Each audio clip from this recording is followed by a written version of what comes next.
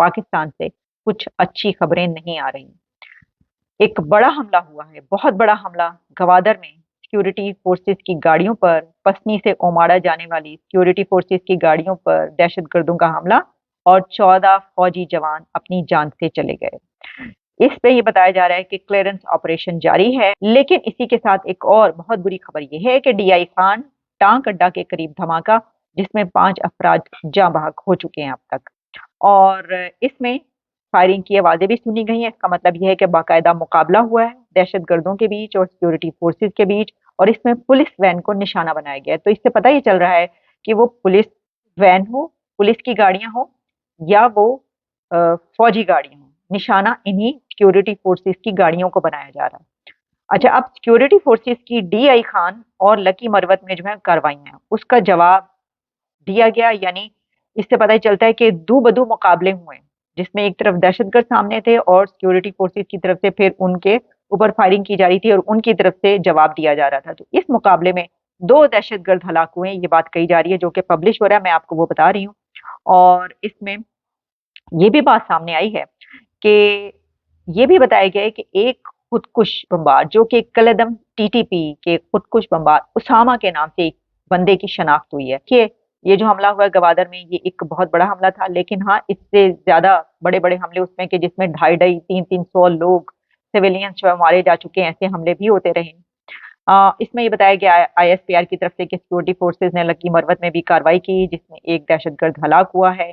और इस तरह की बहुत सारी इसकी डिटेल सामने आ रही है। आपने सबसे पहले घबराना नहीं है। करें अफगानिस्तान की, अफगानिस्तान के सिटीजन जो यहाँ से निकाले जा रहे हैं काफी नाराज हैं, और उनके जो डिफेंस मिनिस्टर हैं उन्होंने भी ये कहा है कि पाकिस्तान वही करे जो वो खुद बर्दाश्त कर पाए। और इस बारे में भी काफी जो अफगानिस्तान के डिफेंस मिनिस्टर हैं और दूसरे लोगों काफी नाराज हैं। लेकिन मैं आपको ये भी बताती चलूं इससे पहले कि आप अफगानिस्तान पे बात करें, कि जो अफगान महाजरीन पाकिस्तान से अफगानिस्तान वापस जा रहे हैं, उनको इस्लामाबाद पुलिस ने उनका सामान चोरी कर लिया है, और अब उसके ऊपर तहकीकात हो रही है, इन्वेस्टिगेशन बिठाई गई है कि ये सामान कैसे चोरी हो गया। यही नहीं, अभी और सुनिए। तो अफ़गानिस्तान के जो सिटिंग वज़ीर आज़म मुल्ला हसन नखुन साहब, उनकी स्टेटमेंट आई और उन्होंने कहा है जनाब कि पाकिस्तान के वज़ीर आज़म और पाकिस्तान की मिलिट्री लीडरशिप को किसने ये कहा है कि वो अफ़गान रिफ्यूजीज़ को हरास करें और वो रिफ्यूजीज़ की जो मुश्किलात में इजाफ़ा करें और उनके लिए हार्डशिप्स लेके आएँ और उनको इनोसेंट लोगों को गिरफ़्तार करें। हालांकि उनको ये नहीं पता कि ये सारे जिन लोगों को निकाल रहे हैं वो इलीगल लोग हैं। अगर भाई ये इलीगल लोग हैं तो आपको तो चाहिए कि हमारे साथ तावन करें, बजाय इसके कि आप तावन करें। आप क्या कह रहे हैं? आप कह रहे हैं कि ख़बरदार निकाला। अफ़गानिस्तान के डिफेंस मिनिस्टर मुल्ला यकूब ने भी यही कहा, उसने कहा ख़बरदार आपने इनको निकाला, वरना इसकी कॉन्सिक्वेंसेस के लिए तैयार हो जाएं। अभी मजा आएगा ना भिड़ो। तो मैं आपको ये बताता चलूँ कि 2 बड़े सीरियस वाक़यात हुए हैं पाकिस्तान के अंदर, जिनका पाकिस्तान के बड़ा नुकसान हुआ है। एक तो पीएएफ पाकिस्तान एयर फोर्स की जो मियाँ वाली एयर बेस है, उस पे हमला हुआ है और कहा जाता है कि 9 दहशतगर्द जो है वो मारे गए हैं, जबकि बलूचिस्तान के अंदर 17 फ़ौजी जो हैं वो पाकिस्तान की फ़ौज के शहीद हो गए हैं। एक तरफ वो हमारे एयर फोर्स पे हमले कर रहे हैं। भारत जो है वो हर रोज़ अपनी एयर फोर्स की तादाद और उसकी ताकत बढ़ाने के लिए फ़्रांस से और दुनिया से जो है वो असला ख़रीद रहा है। कहीं से वो राफ़ेल ख़रीद रहा है, कहीं से वो कुछ ख़रीद रहा है। जली ना, तेरी भी जली ना। और आपको याद होगा माजी में भी दहशतगर्दों ने पाकिस्तान के एयर फोर्स पे हमले किए थे, ताकि मुझे याद है एक PC-3 ओरियन हुआ करता था, जो अमेरिका ने पाकिस्तान को 2 जहाज़ दिए थे जो इंटेलिजेंस गैदरिंग करते थे इंडियन ओशन रीजन में और अरेबियन ओशन में और जहाँ जहाँ पे भी वो उड़ता था, ज़ाहिर बात है। लेकिन वो उसको भी पार्शली डैमेज हुआ था। उस वक्त शायद पाकिस्तान ये नहीं समझता था कि ये लोग हमारी एयर फोर्स और नेवी के इंस्टॉलेशंस पे हमले कर सकते हैं। बहरहाल उन्होंने किए हैं और उन्होंने बताया है कि we are among you, we are sitting within you, हम आपके अंदर ही बैठे हुए हैं। 2 इसमें चीज़ें 3 हैं। एक चीज़ ये है कि किसने किया, दूसरा ये है कि इसके पीछे कौन है, तीसरा ये है कि हम किधर हैं।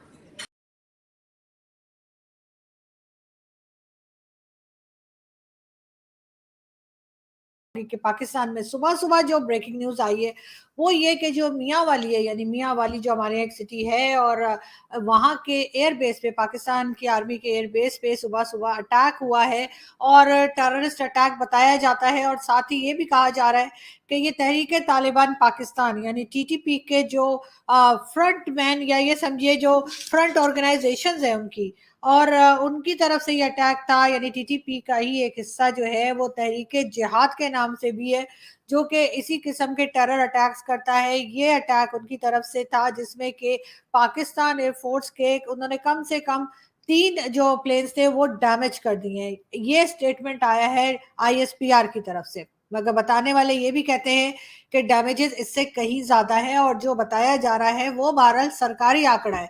अब बात हम करें कि कितने लोगों की जाने गई, तो जी आईएसपीआर की तरफ से बताया जा रहा है, जो अभी तक मैं जहाँ पे वीडियो में बनाने बैठी हूँ, तो अभी तक ये कहा जा रहा है कि 9 लोगों को जो है, या 9 टेररिस्ट जो है वो मारे गए हैं। और जाहिर है कि दूसरी तरफ भी, हमारी तरफ भी आके कहिए कि फोर्सेस की भी जाने गई हैं। मगर बात सारी ये है कि ये सब क्यों हो रहा है और अचानक से कैसे शुरू हो गया है, इसके ऊपर बहुत लोग बात कर रहे हैं। उसमें एक बात हमें खास याद रखनी पड़ेगी, और वो ये कि जिस तरह से अफगानिस्तान के सिटीजन्स को यहाँ से निकाला जा रहा है, तो उसके जवाब में जो है वो तालिबान की तरफ से उनके डिफेंस मिनिस्टर का 1-2 दिन पहले स्टेटमेंट आया था, वो भी हमने आपसे अपने एक शो में जिक्र किया था, जिसमें उन्होंने कहा था कि पाकिस्तान उतना ही करे जितना वो बर्दाश्त कर सके, और तालिबान जो है वो पलट के जवाब देंगे जिस तरह से लोगों को निकाला जा रहा है। था कि भाई जो अटैक हो रहे हैं इसके ऊपर क्या समझते हैं, इसमें अफगानिस्तान का आपको लगता है कोई रोल है, इंडिया का कोई रोल है? किसी का कोई रोल नहीं है। तो फिर हम क्यों, हमारी मीडिया आप अभी उठा के देख लें, हम कहते हैं इंडिया ने करवा दिया, इंडिया ने करवा दिया। किसी इंडिया ने नहीं करवाया, ठीक है ये अंदर से ही हो रहे हैं। अंदर से हो रहे हैं, क्यों हो रहे हैं? वो तो ये सारी देखें, जब भी इस तरह की सिचुएशन पाकिस्तान में पैदा होती है, ये कश्मीर का इशू छेड़ देते हैं, ये बॉर्डर लाइन पे इशू छेड़ देते हैं। किस लिए छेड़ते हैं? कि आप और मुझे इस खौफो हरास में रखें। यार आप हिंदुस्तान में जाएं ना शोएब, तो 10 दिन के बाद आप ये सोचने पे मजबूर होंगे पाकिस्तान की तरह। यार इतना छोटा मुल्क लगता है इंडिया में, पाकिस्तान इतना छोटा सा कि यार किधर है पाकिस्तान।